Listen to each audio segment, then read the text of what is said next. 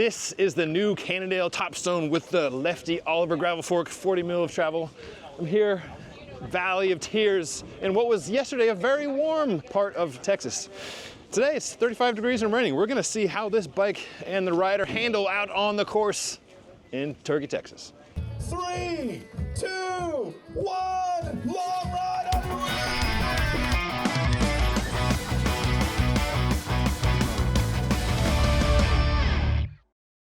Now that was something. Come to Texas, they said. It'll be sunny in the spring, they said. That was a good time. That was some, what I call hokey pokey gravel, in that was what it was all about. I'm gonna take myself back to the ranch, quite literally. Staying down in Matador at the ranch. Gonna clean up and we'll finish up this video, which is brought to you by Saris. I'm happy to say Saris is supporting the ride this year. They've got this brand new rack, the Edge. Super easy to use, works with bikes up to 80 pounds. Had a lot of mud on the bike today, not quite 80 pounds.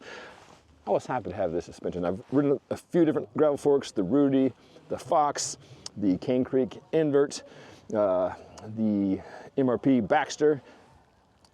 This is quite different for a number of reasons, not just how it looks, but how it feels. I'll get into that in a bit.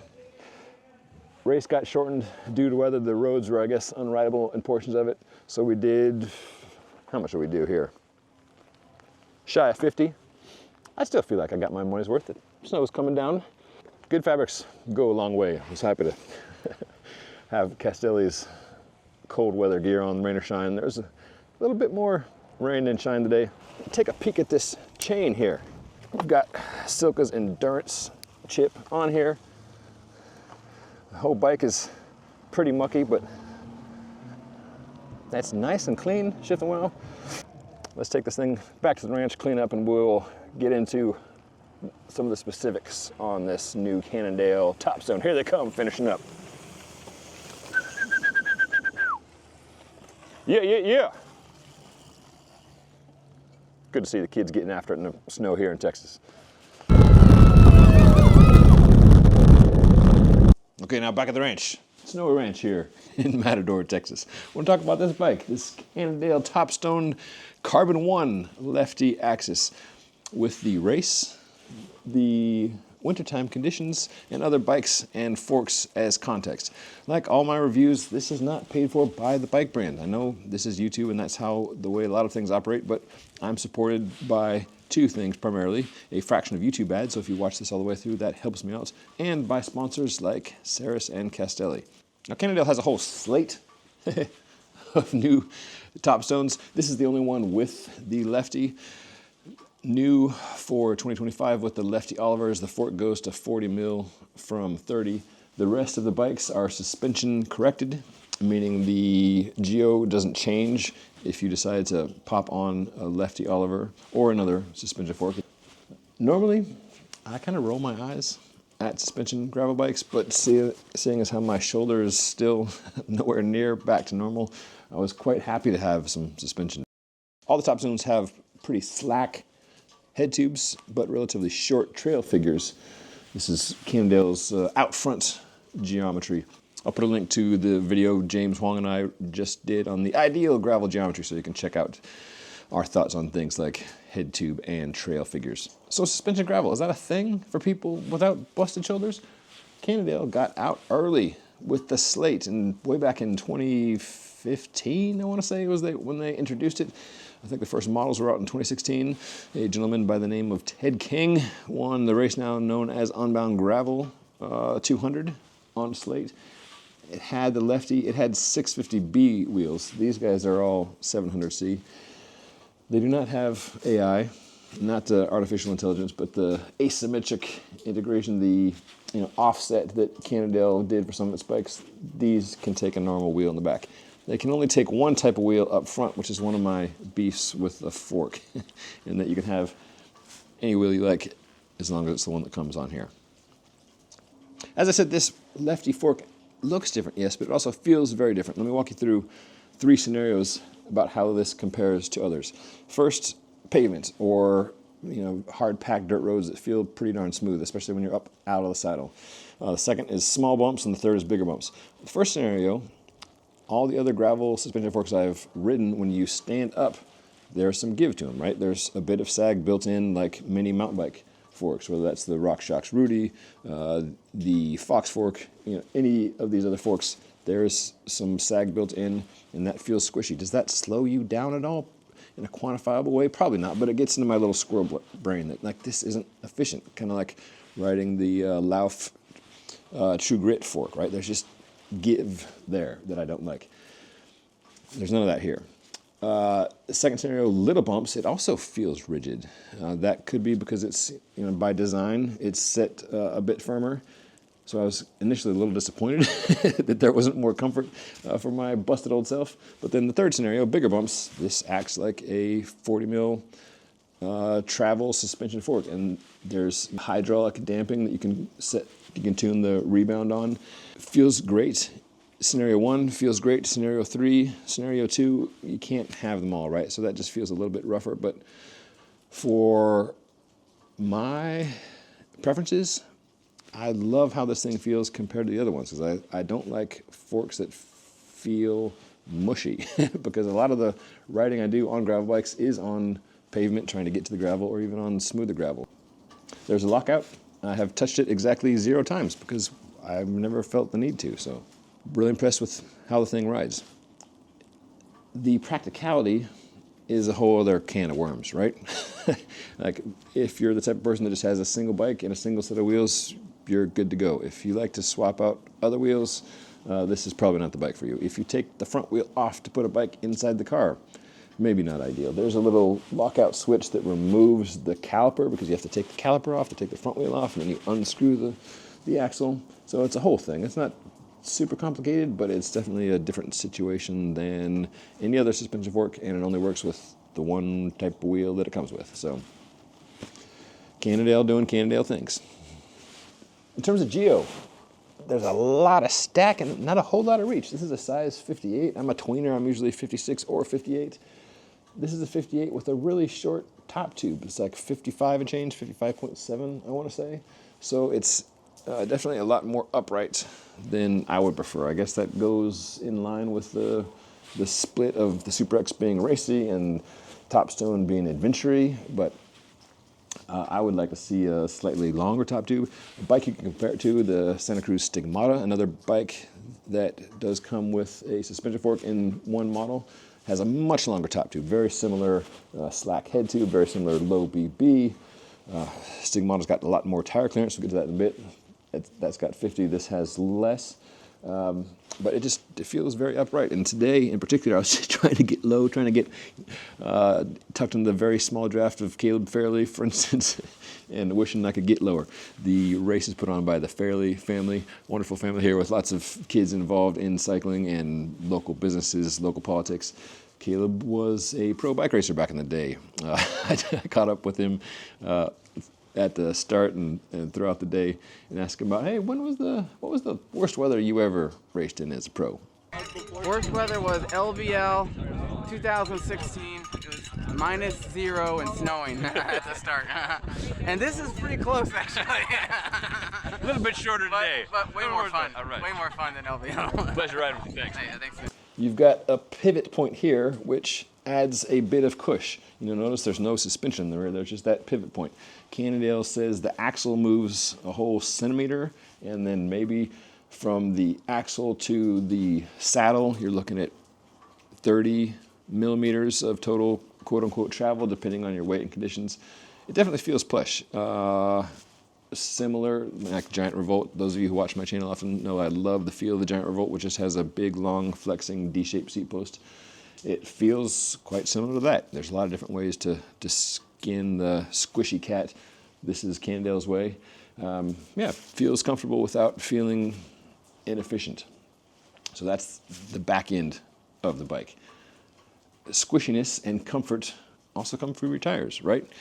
I left on the stock WTB Riddlers in 44. The clearance depends on which bike you get, so I'm going to have to refer to my notes here. The rear can clear up to a 52 mil tire. If you get the rigid bike, you can put on a 56, you know, like a 2.1, probably squeezed in a 2.2 up there. And then if you have the Lefty, 47 mil is the max, not for the sides, because there's only one side, but for the height of the tire. I think Cannondale folks, if they were here, would argue, well, if when you've got a suspension fork, you don't need as much tire. But be that as may, that's the tire specs you're looking at there. Maxxis recently rolled out a new version of its Reaver with a claimed 25% improvement in rolling, with a 25% increase in rolling efficiency, which was needed. Maxxis tires are good and sturdy, but they are not the fastest. If you're a fan of bicyclerollingresistance.com, which I am. Thought about putting them on here, but I thought, you know, I should just play this rubber where it lays with the spec. WTB is kind of similar to Maxxis in that they're a good sturdy tire on the whole, but they're never the absolute fastest. Didn't flat today, had no issues. I know talking about the minutia, thinking about the minutia of tire width and tread patterns and casings and all this is fun to do. But on days like today, when you're just out sliding around in the deep sand and snow and muck, and you look around at other riders around you, and there's skinnier tires, and there's fatter tires, and there's thicker riders, and there's thinner riders, and you're all out there just playing on bikes in the conditions. It doesn't really matter all that much, does it? That said, I'll be back to dorking out with tires soon, but I was happy with the WTBs on the day. As I mentioned, Saris has come on to support the ride for 2025. Happy to have them on board. They've got this new Edge rack, 2-bike rack, 2 points of contact, does not touch the frame, works with all sizes of bikes, all weights of bikes. It goes on and secures without a tool. Just you turn the knob to secure the hitch, and then you are off to the snowy gravel races. I'll put a link to the Sarus Edge down below so you can check that out. Thanks, Saris, for the support. A few more details on the frame, and then I'll talk about some other bits I added on to the bike for the day. There are mounts for a frame bag. The little bolts are nice and flush. They fell out on the drive down here. I had the bike so I put on this lead out bag, Velcro's on, fits nice and snug, and the zipper works well, which you'd think wouldn't be such a big deal, but a lot of frame bags don't have that. So thumbs up for this lead out bag. Put a spare pair of gloves in there, an extra hat, extra E-tap battery just in case, and some gels in there. I did not use the internal storage, just slapped on a saddlebag for time, if nothing else. Another Silka thing I ran is the Endurance chip, which is an additive with Silka's normal wax.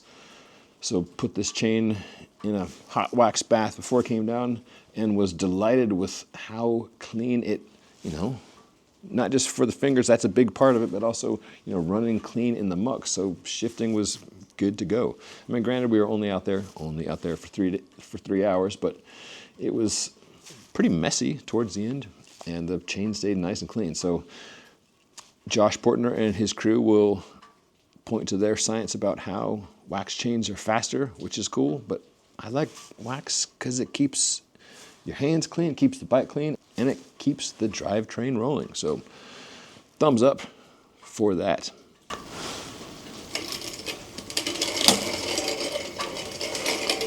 Rotors could use a wash. Some of that was just having the bike on the back of the car driving the 30 miles or so down here. These Osceomo pedals, love these things. Oh, that's terrible. Love the Osceomo pedals for power. Plays quite nicely with any unit on the,